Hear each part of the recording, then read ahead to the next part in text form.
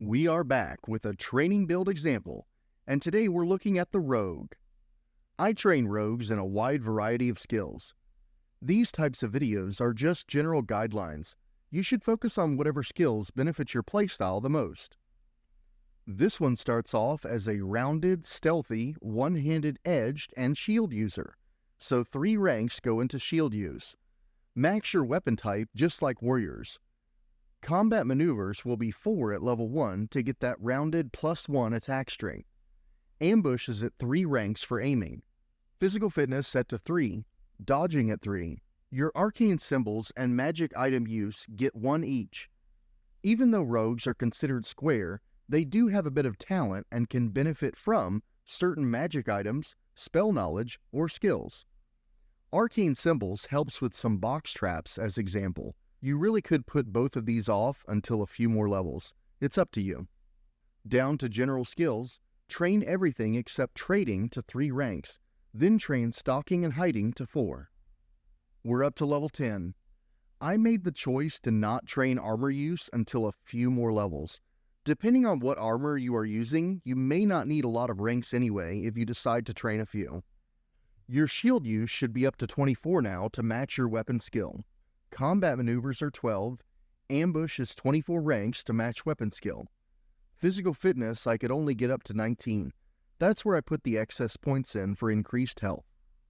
Dodging is at 12, arcane symbols and magic item use are now up to 10 each. For the general skills, our hiding and perception should be aligned with our shield, weapon skill, and ambush now. The rest, with the exception of trading, sits at 12. Stats are now set for growth at 19. This is when you're going to make some decisions. Rogue can be split into pure combat, hybrid combat picker, or pure picker. The build I'm showing you will be for pure combat. The more you play the game, the more points you'll get and the more skills you can train. So over time, your rogue can get maxed out on all the skills. It's a personal preference the order in which you pursue your skill path. By now, you should consider what type of armor you plan to wear long term. If you're going for Brig, you'll eventually be up to around 30 ranks. I allocated 20 ranks here to set the foundation for your armor, but you could start training this much sooner. Shield use is max now, along with edged weapons at 42. I have combat maneuvers at 20, ambush at 42, 20 physical fitness, and 20 dodging. Arcane symbols and magic item use are at 20, and that's where they should remain for a while. You'll notice some changes down in general skills. Climb and swim is now at 25, and that's where you should leave them at. Stalking and hiding along with perception, I tried to max them but got up to about 50 each. The trade-off is I've lost the ability to pick boxes, 10 wounds, skin, or steel. Alright, so this is where you have to make those important rogue path decisions. I have a rogue at level 60 that doesn't do ambush or hiding in exchange for picking boxes.